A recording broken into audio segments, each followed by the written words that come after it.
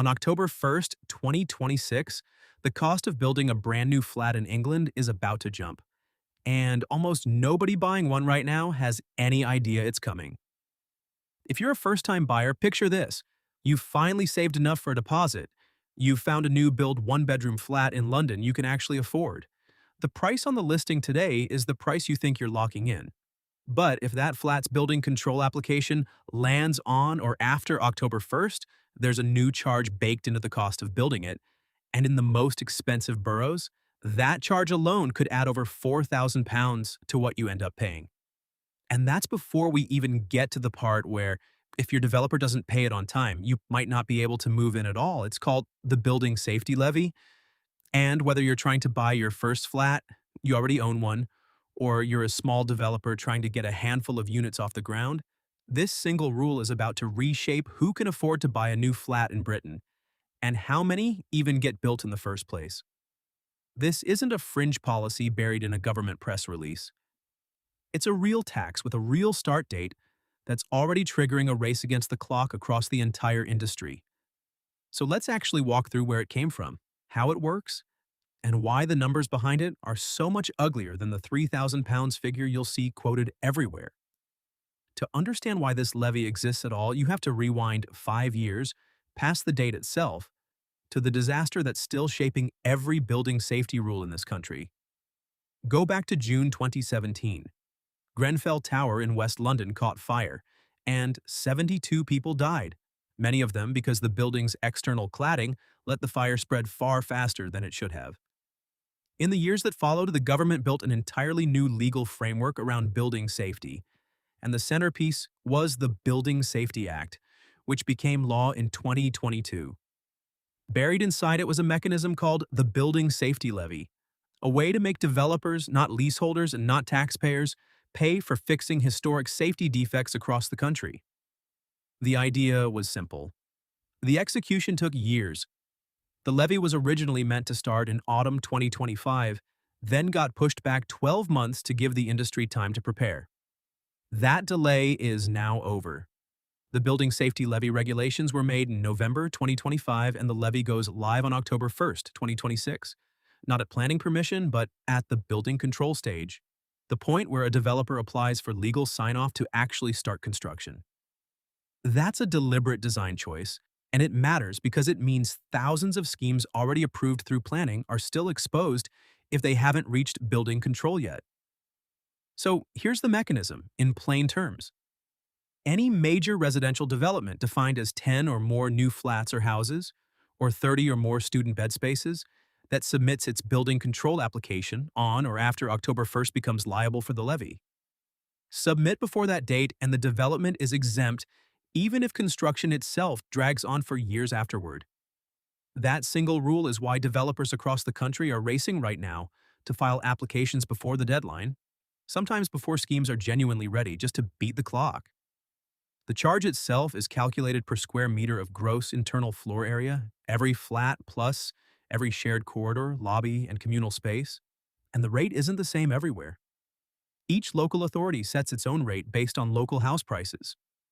Kensington and Chelsea sits at the very top at £100.35 per square meter. County Durham sits at the bottom at £12.70.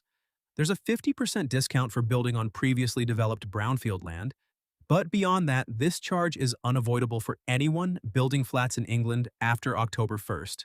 And here's the part that should genuinely worry anyone buying off plan. No part of a development gets its building control completion certificate, the legal sign-off that allows anyone to actually move in, until the entire levy bill has been paid in full. Not partially financed, not promised, paid. Industry analysis has already flagged that non-payment can directly affect occupation, practical completion, refinancing, and the exit strategies that lenders and funders rely on to get their money back. In plain English, if a developer runs into cash flow trouble and can't settle the levy, a finished, fully built block of flats can sit there with people unable to legally move in. And most mortgage lenders won't release funds without that completion certificate in hand. Your mortgage offer, which typically only holds for 3 to 6 months, can simply expire while you wait for a piece of paperwork that has nothing to do with whether your flat is actually safe to live in. You can already see how seriously the industry is taking this just by looking at what's happening on the ground right now.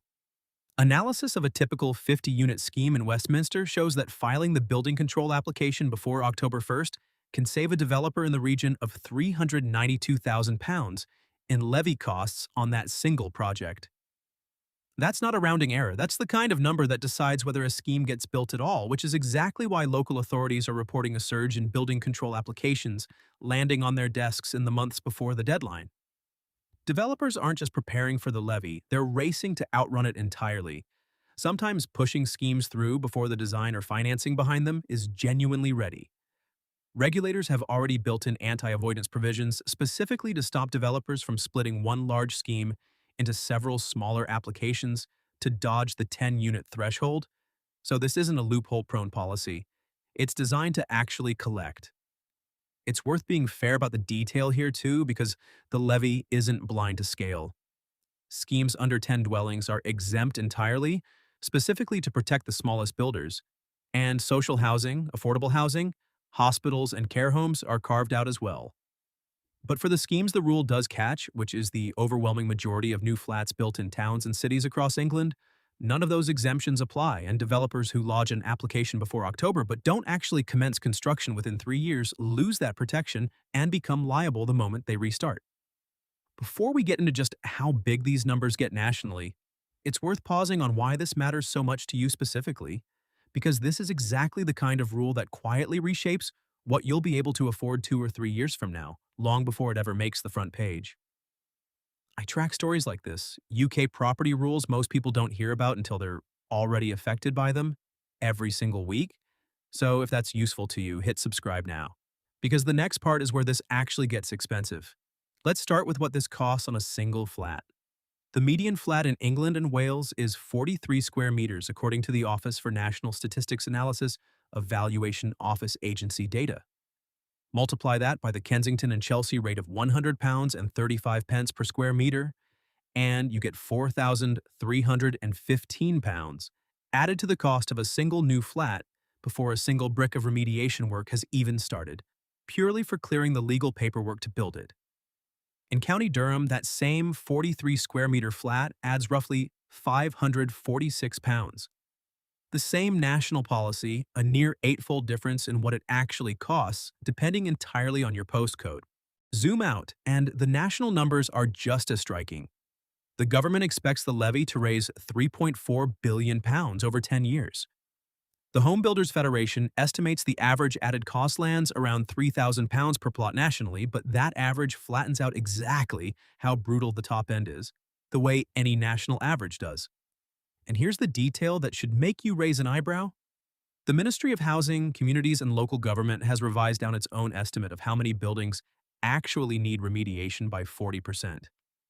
At the same time, the amount the levy is set to raise has gone up from £3 billion to £3.4 billion since 2023. Fewer buildings needing the money, more money being collected, and nobody in government has explained that gap. The backlash from the industry has been loud and specific. More than 100 house builders signed a letter to the Chancellor calling the levy, in their own words, nakedly anti-development, warning it will result in fewer homes, including fewer affordable homes, actually getting built.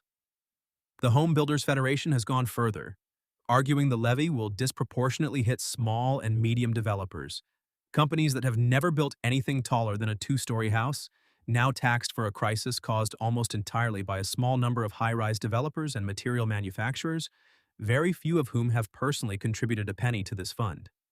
And because the levy is calculated per square meter of floor area, including every communal corridor and lobby, it hits flats, especially high-rise flats, far harder than standard houses. The Home Builders Federation's own analysis warns this will particularly dampen supply for the first-time buyer market, the exact group that disproportionately buys flats in the first place, and will hit London and other major cities hardest, precisely where flat buying is already the only realistic entry point onto the property ladder for most young buyers.